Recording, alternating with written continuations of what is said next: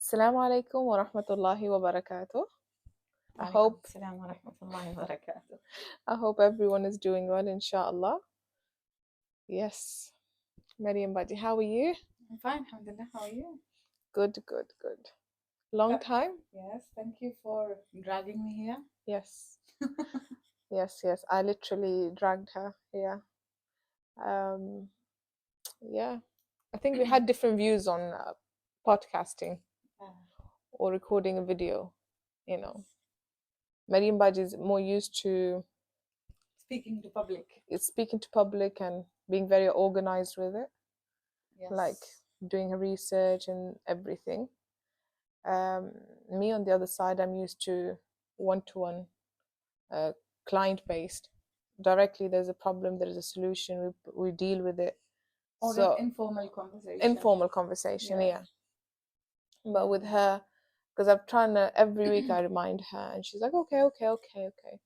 And I think was it last night or the night before it? I said to her, look, if you're not going to do it for yourself, do it for me, because I think podcast is something that I feel I get connected to, and I think I can give my best on the podcast. Yeah. Like I give my best in talks and classes as well. Yes. Yeah. And So I think you convinced me basically. Yeah. Because I thought to myself, it's not fair that both of us started the Yeah. podcast and I'm pulling myself back. Yeah. So I should be, inshallah. Because I do feel like these conversations are very fruitful. Yeah. It's just like, an overview of how we've been feeling. Sorry about that. Yeah. Um, and things that we learned in And I life. really Basically. miss it Yeah. when I don't do it, especially with this such a rush in this life. Everybody Yeah. has things to do. How so many ladies I speak to, but I don't have the time to speak to them individually. And I feel when I do this podcast, I'm giving that time to them. Yeah. Instead of rushing it. We don't go deep in the conversation because they don't have time. Sometimes I don't have time, so we end up not really talking on a deeper level. But I feel this is like nice. It's like me or us talking to people on a deeper level.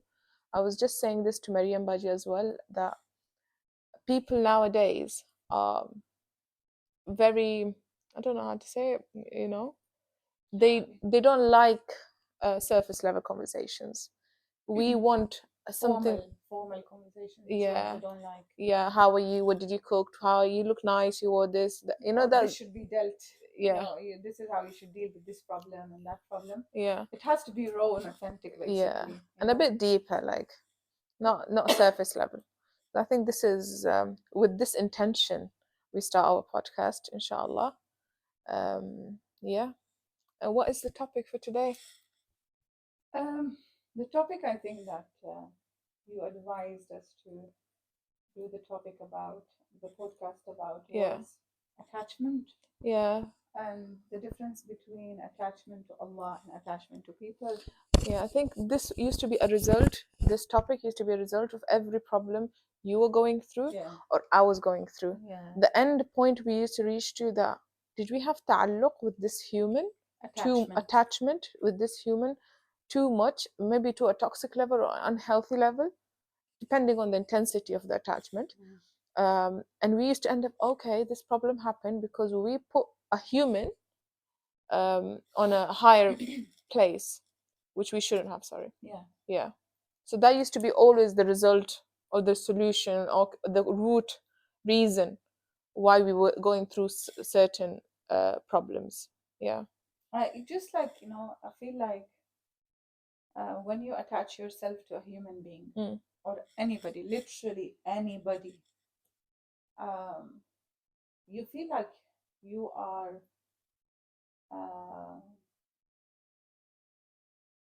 you are imprisoned, and you need that person to pull you out of whatever dark place you are in.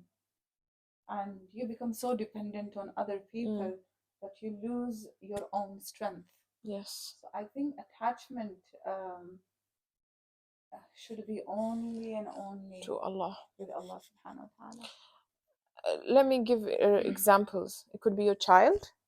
Yes. It could be your sister. It could be your mother. Your It could partner. be a partner. It could be your friend. Partner and husband or wife. Yes. Yes. It could be a neighbor. It could be anybody who you depend on. Yes, and could be your boss as well. It could. Oh yeah. People who has the control over your risk. Yes. Whether they yeah. are going to give you or pay you this month or not. Yes. That could be another way of ta'alluq and attachment. SubhanAllah, people do use that Yeah. as a tool or as a silah, as a weapon. A weapon to control people. Yeah. Yes, yes. It's like you giving your a weapon to your, Yeah. you know, to human. Yeah. To human. Yeah. The thing Yeah. is, you're right, attachment is a big issue. Mm. There is a healthy kind of attachment as well. Yes, I agree. Because that healthy attachment allows you to fulfill your rights, your children's right, your husband's right, your wife's right, your family's right. You know, fulfilling the responsibilities that are upon your shoulders, the rights of your work. You know, if you are in any kind of work, you are demanded, you're asked to do something, and that's why you get paid or you get rewarded. So that is a healthy attachment. An attachment to something just to the level that allows you to be, you know, rewarded by Allah subhanahu wa ta'ala, and that I have done my best. Subhanallah. When it exceeds, when because of that person you cry, because of that person you know, feel really bad about yourself and belittle yourself. Oh yeah. Yeah. Or you start thinking that my happiness only comes from that one person, or that one success, or that one incident. That is when you are actually detaching yourself from your own self and from Allah subhanahu wa ta'ala that is supposed to live in your heart. Subhanallah. And you put your attachment with a human being, and that human being can manipulate you, can use you, control you the way they want. And before I forget, some people do it. Sometimes you do it on a good intention as well. Like, oh, because I love you so much, that's why, you know, I care about you. I don't want you to do certain things because they are not good for you. I've experienced it. They're not good for you. And through that situation, they're actually controlling you. Yeah. Yes, an advice to the level of advice is most welcome. You know, a mu'min, a believer, is a mirror of his or her brother or sister in Islam. Advice is beautiful. But when it comes to controlling, and a fear sits in your heart that what if I say something or I do something, and because of that, the other person will leave me or abandon me or reduce something upon me, that is unhealthy attachment. And as believers, we need to reach that level. I think, and you just showed me a key, you know, key in finding the balance. And the balance is Allah. When you do something to please Allah, for that person, to please Allah, and then there's a next level of attachment which starts becoming unhealthy, is to doing this to just please that human. And then Allah comes out. Allah, you start it, and then Allah comes out slowly, slowly, and it stays you. So instead of being this, it starts just you and the other human, you or the other thing, you and the other dream. It could be a dream sometimes. It could be a wish. It could be a goal in life. That you get attached to so much. It could be a position. It could be a career. So I like how you, because my next question was, how can you differentiate healthy and unhealthy, you know, balanced and unbalanced? And like basically you're saying to me that your relationship and that person's relationship should always lead you to Allah. Yes. But what we do is start it like that. Yes, but what do we do? The connection is we don't go to Allah subhanahu wa ta'ala. It should be taking us to Allah subhanahu wa ta'ala. Every relationship, the purpose, the core of it has to be Allah subhanahu wa ta'ala. But we start it like that. That's the thing. We always start it As for Allah, ذكر فإن الذكرى تنفع المؤمنين. Remind the believers because reminders always benefit the believers. We have to assess ourselves continuously. And I think as sisters or friends, we should remind each other as well. Yeah. Why are you doing it? Yes. Why? You know, we have so many conversations with each other. You come to me with your problems. I come to you with my problems. I think one conversation that should be always on the table. Why? Even psychologically, or people you go to a therapist. She says, so "Why are you doing this?" You know, that why is so important. That why is your intention for doing anything? As your students say, we always go back to the intention. Yes. Oh God, yeah. It was a long chapter. Yeah, it was a very long chapter we did. Yeah. But I think it was a beautiful chapter. It shows, like, subhanallah, I remember that the hadith, إنما الأعمال بالنيات وإنما لكل امرئ ما نوى, that all your actions depend on your intentions and the person gets exactly what they intend to. I never used to understand.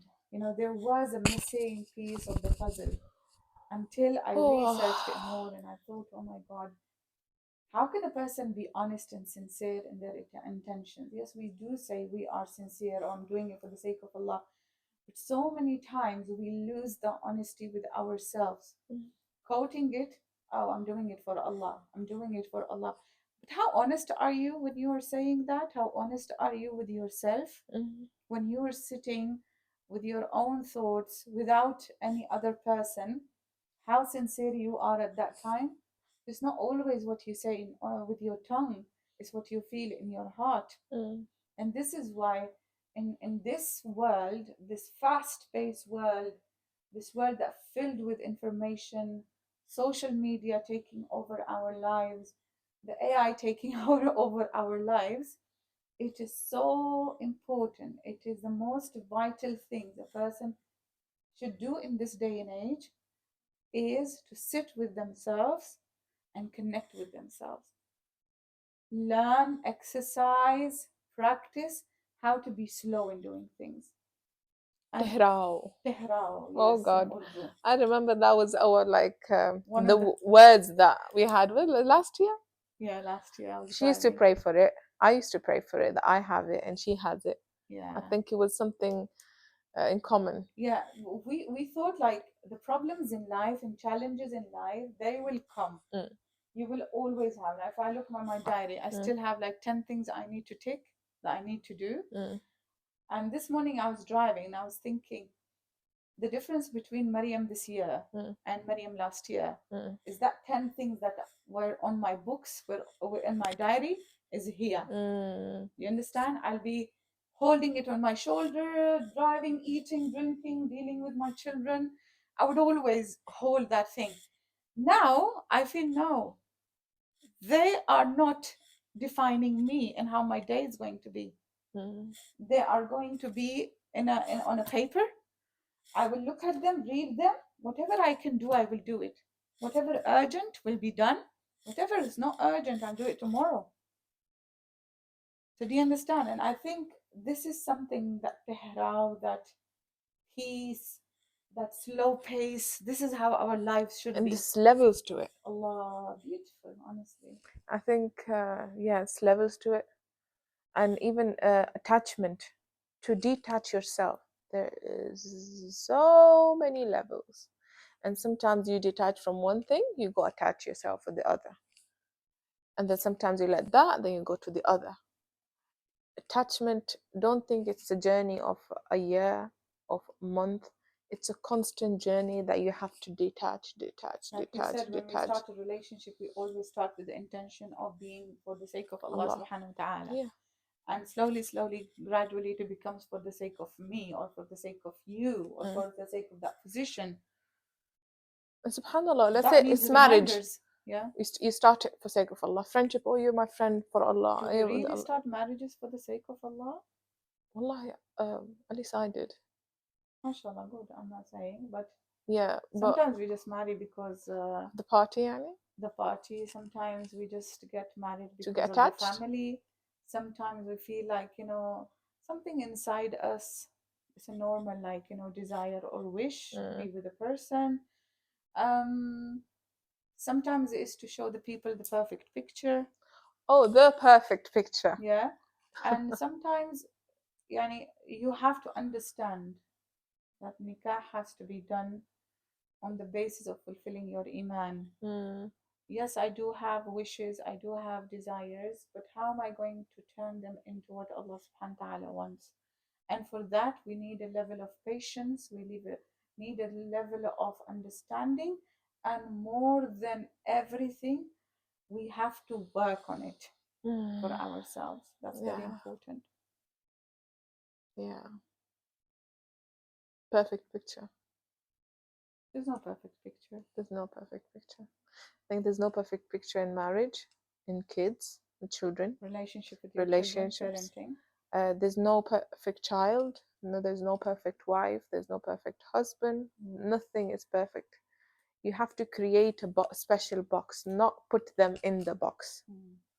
You have to create a special box for every relationship.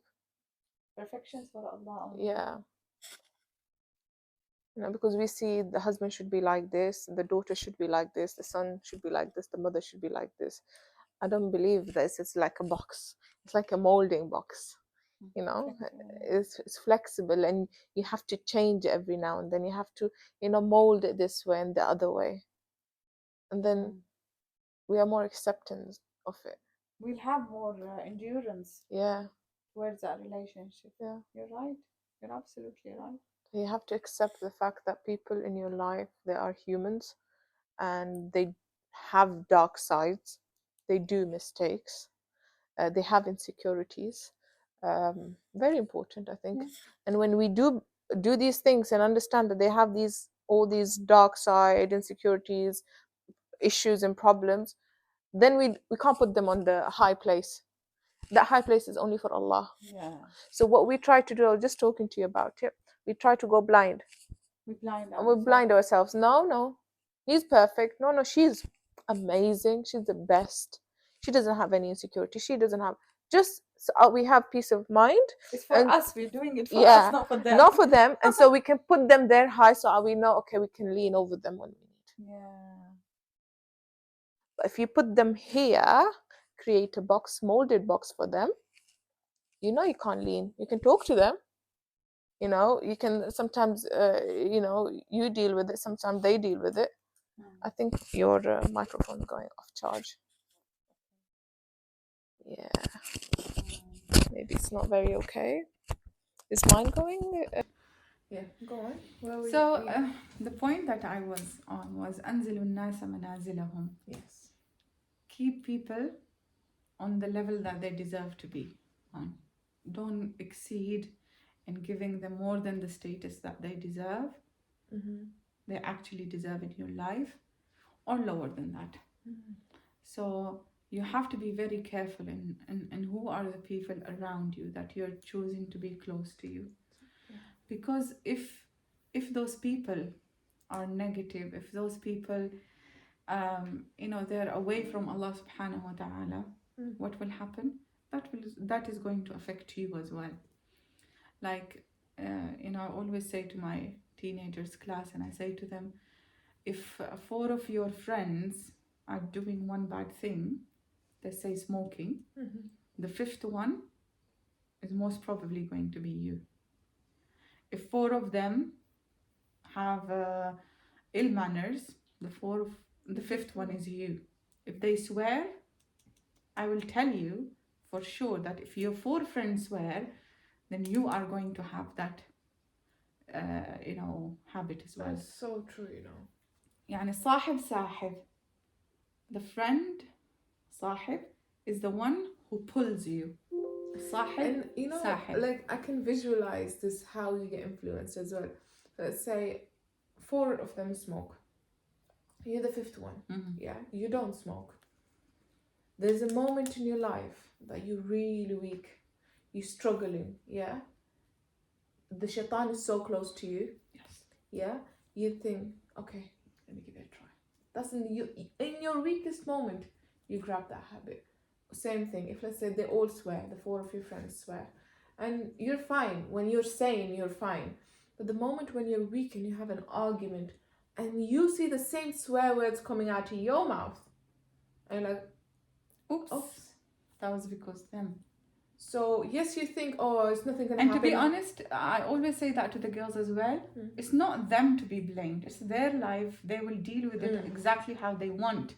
It's actually your fault to be in such a group, in such a circle. Choices you have to. Yani, basically, when we do something good or we do something bad, take the responsibility of that thing. وما توفيقي إلا بالله. Allah subhanahu wa ta'ala gives me the ability to do good. ولكن when you do something bad, don't blame other people. I did it because of my friends. I did it because they involved me in, they pulled me in it. But that's too big of responsibility to put on yourself. Yes, that's the thing. Sometimes you stay in that victim mode, and you're like, oh, if I take the blame, then I'm the bad person. But maybe as educators and as mothers and as carers and as therapists and as teachers, we can start teaching our children this. You are your own responsibility. Teach them from a very young age that you are your own responsibility. And once you do start, and again, this is a journey. I just like to clarify that. It doesn't happen in a day and night. Sometimes not even in years. Sometimes you deal with one thing and then it comes out in a different shape, in a different form, from a different place. So just like we said, life is just like tazkiyah, constant purification. You constantly have to think about these things and work on them. Where was I? Forgot. It's okay. Maybe it's not that important. That's why I can't remember it. Yeah. So what was I saying? I don't know what you were saying. Okay, let's go to the next topic. That's fine. We'll come back to me. But the attachment, as we were speaking about it, is on level. Sometimes we do not get attached to that one idea or that person. Initially, we start with the intention of pleasing Allah subhanahu wa ta'ala, but gradually the world takes over us, our thoughts, our nafs, the shaitan, and we fall into the trap of being attached to that person because of that person himself or herself, or that idea or that position. So we said the best attachment is when you attach yourself to Allah subhanahu wa ta'ala. You know that the goodness and the evil comes from Allah subhanahu wa ta'ala.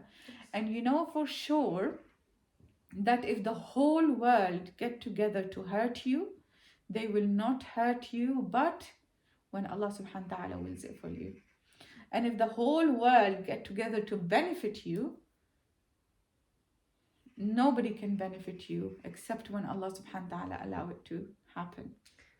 It makes me very emotional that how all these things make you responsible for your own actions. Yeah. We look ourselves like our mothers look at us. Yeah. They're very like fragile and my daughter doesn't go through this, or my son doesn't go through this. How you are as a mother, how my mother is like as a mother. She's very protective towards us. Once we start taking responsibility, we start looking at ourselves as our own mothers. Humans. Our own mothers. Yeah. No, we start feeling independent, connected straight to him. I do a sin, my mom is not gonna get affected. My sister, my husband, my wife is not gonna get affected. It's between me and him. You become very independent. Not dependent on humans, independent, and our relationship is straight. Yeah. And this is where we go. We were talking earlier today about who to trust and who not to trust, even in the Islamic, society. And I think her teenage daughter said the best way is to connect directly. Yes. Not through people. Yeah. Yeah. Again, we're talking about the scholars that we see on social media. Yeah. And how some of them can really disappoint their listeners. Yeah. And people who follow them. Yes. So always keep in mind that these people are human beings at the end of the day. They will, they will have faults. Sometimes they fall into very grave sins, big sins. May Allah protect us all. Ameen. But for our teenagers, yes, they need a role model, That's why we have to be very careful. And for our teenagers to know, yes, take the good, but expect that they are humanized, and they are humans at the end of the day. And I think there's beautiful things about teenager. We, in an older time, we used to look at our shuyukh and some things like we unconsciously put them in the place of a Rasul. Yeah. No, to be honest, we put them at the place of Rasul because they are responsible for doing the da'wah. Yeah.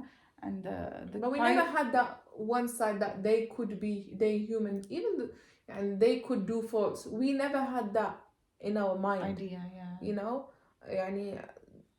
we didn't even think about it, but these days teenagers, yeah, because people start depending on them to the level that they put them on the status of Allah. Yes. And Allah subhanahu wa ta'ala want to show us. Yes. You know, eventually this happened. Like now we were talking to mom, yeah? And what did mom say? Mama said, if don't worry about everything, look at me. I worried about a certain issue she was facing. I worried about it so much, and the moment I detached myself to it, Allah gave me multiples of that thing. You see, it's just like Allah has sent her to, confirm what we were saying. Like we had a little break because just took a little break, and mom speaks about attachment, and she doesn't know we're doing a podcast, and she doesn't know we're talking about attachment. Yeah, she still doesn't know we're talking about attachment, but the way she said it, and she said, when I detached myself from that idea, Allah subhanahu wa ta'ala, and she was, I don't know, but it just came to my mind, let's try detaching myself. Forget about the idea, think about myself and my God, and that's it. And Allah subhanahu wa ta'ala multiplied it. It was so hard to get there. Can you imagine? It's so very hard. I know it's very hard, but I also think it's not impossible. If it was impossible, Allah subhanahu wa ta'ala wouldn't teach us all this in the Quran, in the Sunnah, from the akhlaq of the Sahaba and the Prophets and all that. The modern world, you call it like resilience, not giving up on, something that you really want to achieve. If instead of a career, instead of a job, instead of a status, instead of, wanting to get the love of somebody, if we keep in our mind, I want to be detached. The goal that I want to achieve in my life is to be detached from things and attach myself to Allah. Give importance to these values exactly how you give importance to the worldly values. Because these values are going to benefit you at the end of the day for a longer term. Yeah. It's like the instant pleasure and the long-term pleasure, happiness. It's like these two roads that you lead. Either you want the instant one or you want the long-term peace. I think we have got enough information about how to pray, how to pay zakat and sadaqat, and whether we should go to Hajj or not. All of that is very important part of our deen. But I think the most important part of our deen in this day and age, which we call the age of fitna, and tests and tribulations. I do have disagreement with this point, but anyways, from the pressure that we face and the fitna that we see around us, I do believe that now our attention should be to our psychological ibadat, to our internal ibadat, to ibadat that we do in the time of khulwa. It's time now that we learn in details, in good detail, how can I have khulwa with Allah? How can I work with myself? Why reading Quran is important? Why doing tahajjud in the night is important? What does it have effect on your soul? What does it have effect on you psychologically? How can it erases your anxiety? How can it heal your depression? How can it makes you internally strong? We, as students of Islam, we've heard only the fiqh side of it. Halal, haram, fard, wajib, haram, mubah, makruh, mustahab. These are the things we learned about, but we actually did not study about how it affects any human being. You know, what is the internal effect that it brings? What is the process of it? You know, how it affects you internally, how it detaches you from people, how not only ibadat is important, but it's important when you actually first and before everything work on your tawakkul ala Allah, work on your intentions, work on rida, acceptance, surrendering, istislam to the will of Allah. Look at the situations around you and see, why am I tested with this thing? Know the difference between the test of Allah to punish you and the test of Allah to make you a better person. Still, like generally in our society, we think if somebody is tested, it must be a sin that person has done. But haven't you always, when you finish, the test is finished, you go and pass it, and you look back at it, don't we always think, oh, that was for me? Yes. For me, not against me. That was for me. Yes. Allah did it for me. But I don't think everybody thinks that way. Yeah, but you get to... We have to educate each other. Yeah. We have to normalize conversations like this. We have to speak about these things in our lives. It's very important. It is. So the whole idea of attachment, I have seen it personally in my life as well, Fatima. I think we all have. We all have. Yes, we all have. And inshallah, I pray to Allah subhanahu wa ta'ala that He teaches us this slowly, gradually, with ease, with love. Yes. With teaching us patience, but not the hard way, the easy way. Because you know that when you keep asking Allah dua, oh, I want to be good at this, and I want to be good at this, and I want this, and I want that. Sometimes Allah subhanahu wa ta'ala let you go through the test in a very hard way. Yeah. It's just because you want to jump there without going to that place slowly, with ease and with love and with understanding. That's so interesting. Yeah. So rather than jumping there once, ask Allah, give me that blessing, but give it to me slowly. Give it to me with ease. Yes. Give it to me with affection and love. Yes. And slowly, you would reach to that point. I remember when I was younger, I used to pray for sabr. And subhanAllah, every time I used to hold my hands up and think of sabr, and there used to be like a feeling in me that, Fatma, what if? You know? I didn't understand that feeling. But now when you say it like this, that is the feeling that pray for sabr, but with ease, with love from Him and mercy and gentleness from Him. Gentleness, and ease basically. Yeah. And I think I learned this from two people. Yeah. One is Maryam al-Dakhil. Yes. And one is Ustad Mustafa Husni. Yeah. And from Ustad Mustafa Husni, I learned this 2 years ago on the day of Arafah. So what he does is basically before the day of Arafah, he encourages all of his viewers basically, to have a list of things they want to do dua for. So I decided 2 years ago, khalas, from now onwards, every Arafah, like every new year, I should have a list of things I want to achieve in that following year. I will do that on Arafah as well.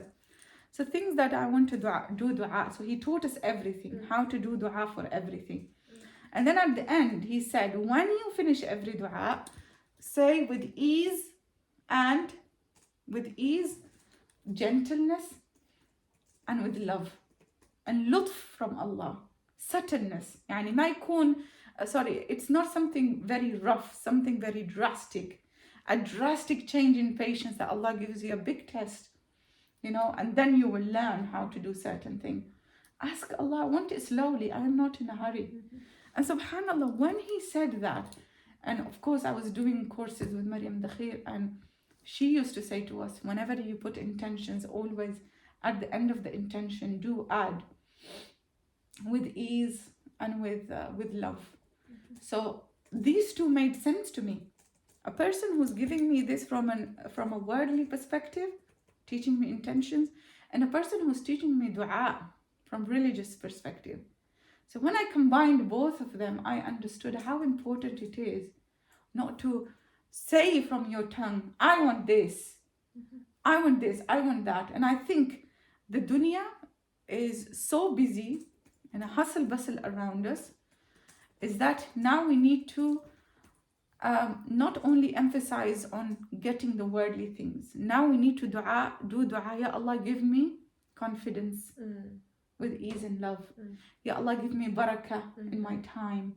Ya Allah, give me barakah, in me raising my children.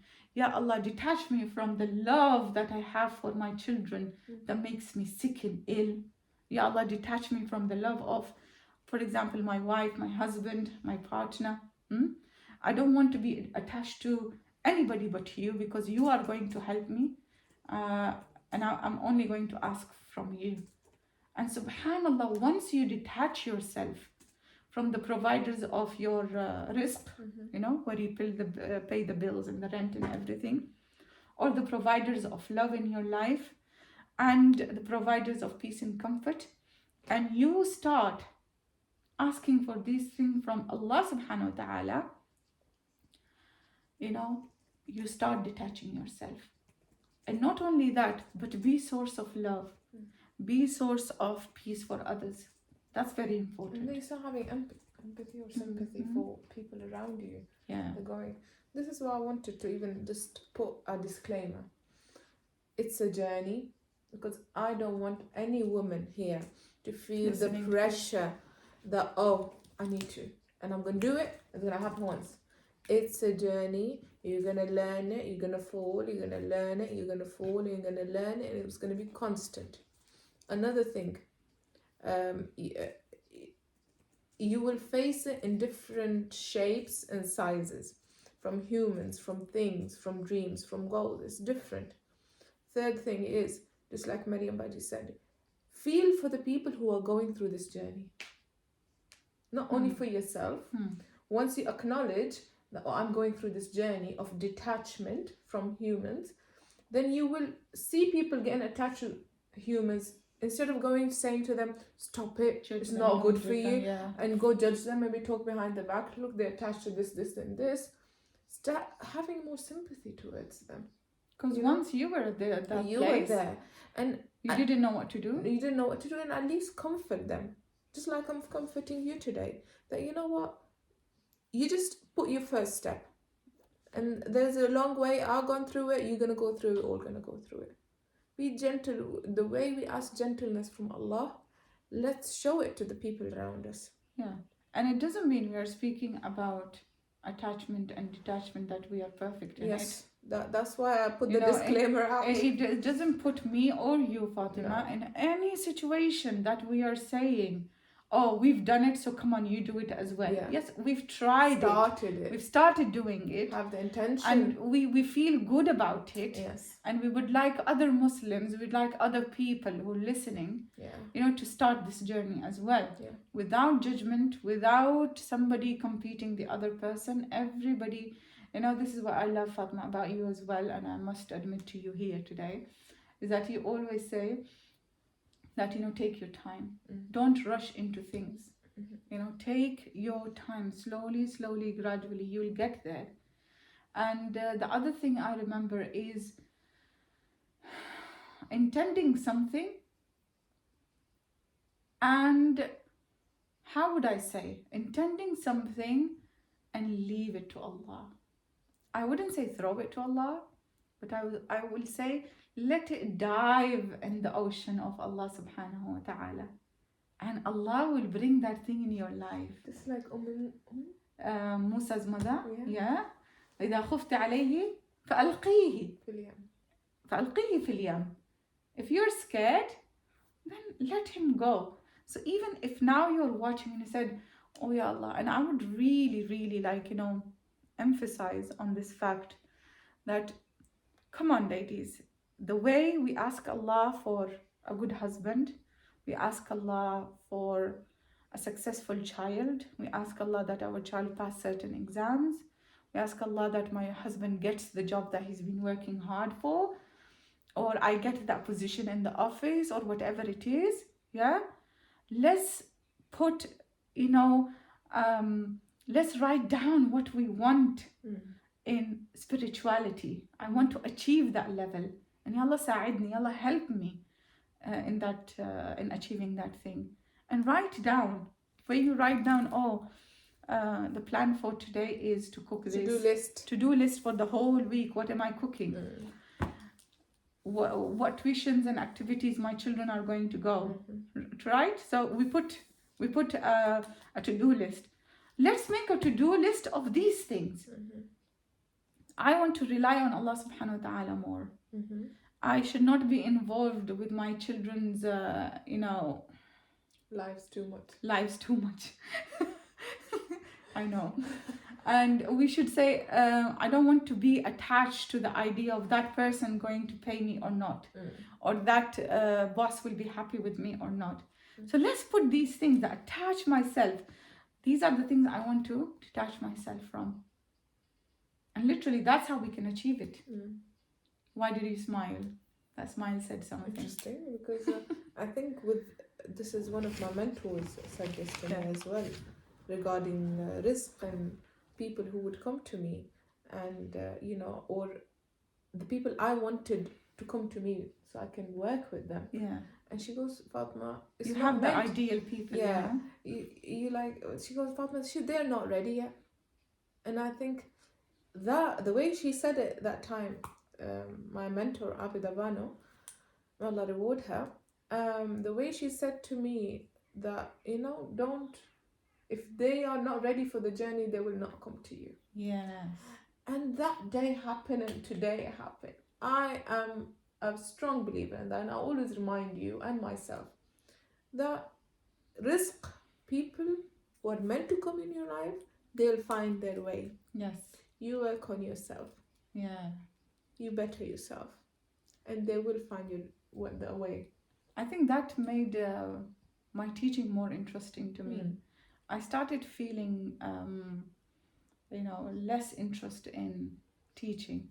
And the reason why, I would put somebody in my mind or something in my mind, and I would say, oh, if this thing happened in my class, if this person come in my class, I will be like, a better teacher, or like I'll have more students in this. Now it's not like that. Subhanallah, now it's not like that. Now it is, and thanks to you and alhamdulillah to our teachers, is that now I feel like if somebody comes and says, oh, I can't attend from now onwards, I have such and such thing, min Allah. I remember the amount of the sessions I did for this one belief to for you. And I said to you, Fatima, I feel this is a blockage here. Yeah. I should not be feeling like that. Like I should not be interfering in other people's life and making my life attached to their lives. That's a choice they're making. Allah subhanahu wa ta'ala will bring to me the people who can benefit from me, who finds good in me for them. If they're not ready, they will go. And once I start thinking like that, I think the journey has become a smoother one. It's like, just imagine walking around and putting one string on one, another string on one. Imagine even when you have other things in life, you try to move around, you find stiffness. Oh my God, why? I want to go ahead. What's not happening? Why is it not happening? The flexibility finishes. You don't have flexibility. Even in the way teaching or you helping somebody, it's not fully pure. It becomes infected by those strings that you connected. But if you leave the road empty, leave the way empty, and if you want to come, you can come. If you don't want to come, I'm not attached to you. I am straightly attached to him. Yes, but at the same time, let's be ummatan wasata, the nation of balance. Yeah. You do need people in your life. And detaching yourself from people does not mean stop living your life with people. I think in here we are talking about the place you are in. Yeah. Work-wise. Yeah. Let people know about you, but don't attach to them. But don't get attached to them. Mm-hmm. That it's not. This is not an advice for just generally. Yes. It's like we were talking. The about other thing, topic. I would give you an example of how you need people in your life. Yeah. You need well-wishers. You need people you love. Yes. And people love you. Okay. You thrive as a person when you are in between your community, your family, your beloved ones. True. Okay, people who love you, people who care for you, people who wish you the best thing. It could be your very close family. It could be your husband and or wife, or it could be your parents, it could be your very good friend, you know, that you say, okay, I want to do certain thing. She would think with you for the best of you. You have siblings, like for example, I was trying to take advice from all of you, my 3 siblings, and I called them and I said to them, like, this is a plan, I want to do this. So I know she knows me and I know her, so she was fine with it. She said, go for it, you know, I'll support you in everything. And I called another friend, a very dear friend, and she said, you know, I'm always with you. If you really, this is a call from within, go ahead and I'll be supporting you throughout. I had 2 siblings that they're a bit critical. And I thought to myself, I'm not going to listen to you, but I know you love me so much and you care for me so much. So I sat them down, like online, and I said to them, look, this is the plan I want to do. What do you lot think? Now, deep inside my heart, I was saying to myself, this is a decision an adult is taking, a Muslim woman taking for herself. I have taken the decision that I will go ahead with this plan. Yeah. But I really want to see the people who are so close to me, knows me inside out.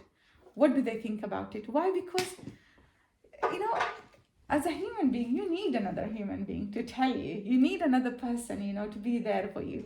Be there for you, support you if you really want to do something. And I said to them, and after a bit of critical moments, and they said to me, the way I explained, they said, why do you want to do it? And I explained, they're the logical ones. Yes, they're the logical ones, not the emotional ones. We are the emotional ones, they're the logical ones. So I was so adamant in what I was saying that, I'm doing it because of that. I really want to do it. This is the benefit of it. And this is how I'm going to, you know, achieve a bit more. And I feel this will give me confidence in that. And my sister says to me, I don't think anything can stop you now from the way you are talking, so motivated about it. You see, I made my mind. And I'm not giving you the examples here, please. Again, a disclaimer that I am better than anybody in any way. I'm just giving you an example of my life.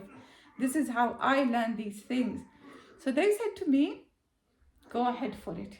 Khalas, like the way you talk so passionately about it. Yeah. You want to do it. And I thought to myself, well, even if you said no, I was going to do it. Do you understand? But alhamdulillah, we need the du'as of people around us, our parents, our elders, our children. We need their support, we need their love, we need them saying to us that, you know, come on, mama, you do it and we are behind you. We look after each other. Yeah? But you just do what you want. Example. Yeah. So this way, you know, it shows you love people, you give people love, but your ultimate attachment and super love is only for Allah. And Allah has commanded you to love yourself first.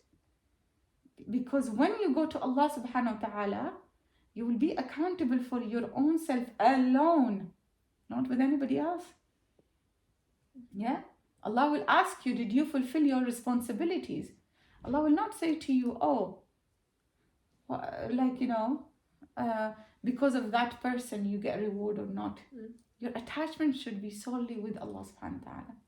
And I think this... Sorry, am I talking too much? No, I'm glad you're talking. And I think even though I brought up the topic, but you have so much more input to put in here, because this last year it's been a lesson for you for attachment. I think learning. Anyway, I think one more thing I wanted to put in, that let's say she wanted to achieve something, so she wanted us to be around you. So sometimes you are really weak, sometimes you are really low, and you think to yourself, no, I want to be just attached to him. I don't want to get to nobody. I don't want help from nobody. I just want to be with him. But no, be with him, but he gives you those humans. So when you feel like you can't hold on to yourself, your loved ones can hold on to you.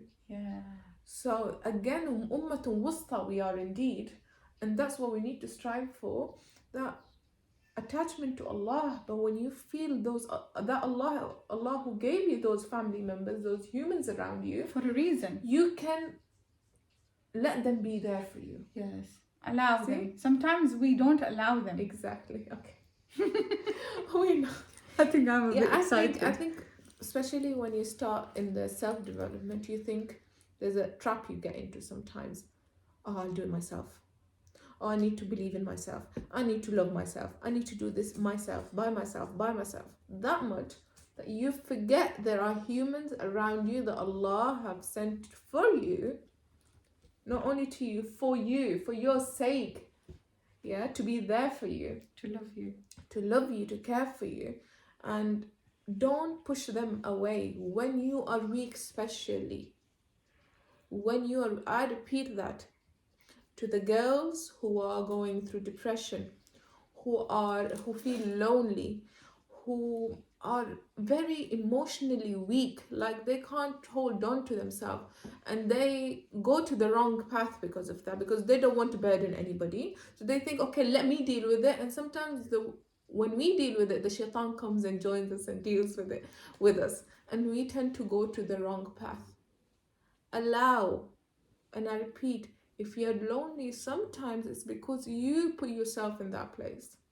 Take the charge, take the responsibility. Yeah, sometimes I put myself in that place alone.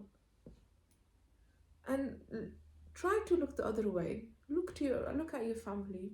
Your mom is there. If your mom is not there, your sister is there. If sister is not there, your husband is there. If your husband is not there, your friends are there. Allah will not leave you alone. There must be one person. I remember once I was going through a hard time, and I was putting myself to myself because I didn't want to burden anybody. And randomly, I had a phone number. Not a phone call, it was just a number. And I had inside me that, should I just deal with this myself? Or I don't know who that person is. I think I've seen her somewhere in the classes, on the course or something ages ago. And I decided to ring her. And that was the best decision of my life. To ring that and seek help. Sometimes it's not people you know. Sometimes it's the person you feel. Allah put this... Sometimes Allah put that feeling in you. That person is good for you. And don't ignore that. Yeah, don't ignore that. Trust your intuitions. Oh, we get back to trusting. We women, we have intuitions, very strong intuitions. Alhamdulillah. So it could be that one person that you don't know personally. You know them in a community-based, gathering, maybe you saw them. But he could help you come out of that dark place. Let's not deny there is dark place. Let's not deny that we do get weak. Because if I am shining right now, it's because I came from the dark side. I went through the dark side and now I'm shining. Tomorrow I'll go again to the dark side and then I'll come out again. So let's acknowledge the dark side. Let's acknowledge the depression, the loneliness, anxiety, and all these things. They're valid. But please, I request you, this is a calling from inside. And I think that's one of the reasons I insisted in telling Maryam, my daughter, we need to do this podcast. Sometimes al-wahi, when Allah comes from inside you, yeah? We don't have prophets anymore to come and tell us. Ilham. We have ilham. Yeah? So please don't stay alone. Push yourself to be with someone, with somebody. Let this one thing you take from today's podcast. Don't be alone. Be with people you love. Follow your intuition. Go to that one person that you don't know. It will at least help you in that moment. Because sometimes, like for women, it's before you get on your period. Sometimes in your period, the emotion that normally you feel that much, you feel it that much. Leave you alone. You allow yourself to have people around you and to have help, inshallah. It's a beautiful thing that, detach yourself from human, but have them around you in the same time. It's a beautiful balance if you can find. Share love. Yeah. That balance is so That's important. That's a balance, attach and detach. I think the word be there. Let people be there for you. Sometimes it's not them taking you out of a problem. Allah is going to take you out of a problem. Just let them be. And maybe these are the people Allah sent to you. Wasila. Yeah, they're wasila for you. The way, the vessel, So inshallah, I think that's one thing I wanted to say. You have one more thing to say, Nariman? Well, you know, the very famous poem that I really, really love. And every time it comes on Instagram, I have to share it, I have to read it, and I have to listen to it all over again. Yeah. But how it starts, وَهَلْ يُبْتَلَى الْإِنسَانُ إِلَّا فِي مَنْ يُحِبُّ. The person is not tested in anything, but that he loves that one thing in particular so much, so deeply, that it becomes an attachment. وَهَلْ يُبْتَلَى الْإِنسَانُ إِلَّا فِي مَنْ يُحِبُّ. تعلق الفاني بالفاني يفنيه. The attachment of the mortal to the mortal destroys him. Yeah? So what does that mean? It means we are fani. We will die one day. If we attach ourselves to those things that will fade one day, that will die one day, we will be destroyed as well. وتعلق الفاني بالباقي يبقيه. And the attachment of the fani, the thing that is going to die, the mortal, بالباقي, and the ever living, and that is Allah subhanahu wa ta'ala, يبقيه. That will keep you alive. تعلق بالله لا بالناس. Attach yourself to Allah, not to people. يظن البعض أن الله يرانا من أعلى. Some people think Allah watches us from above. ولكن الله يرانا من الداخل. Wow. But Allah subhanahu wa ta'ala sees us from within, from inside. نبكي ونبكي والله بلطفه يأتي. We cry, but Allah subhanahu wa ta'ala comes with His gentleness, softness, and subtleness. المرء لا تشقيه إلا نفسه. A human being is not distressed or unhappy just because of his nafs. He's not unhappy because of anything but his nafs. حاشاها الحياة تشقيه. It's not the life that makes us unhappy. It is basically our nafs. ويظن أن عدوه في غيره. And he thinks that his enemy is outside. وعدوه يمسي ويضحى فيه. But actually his enemy is within him. Sleeps with him, wakes up with him. It is you.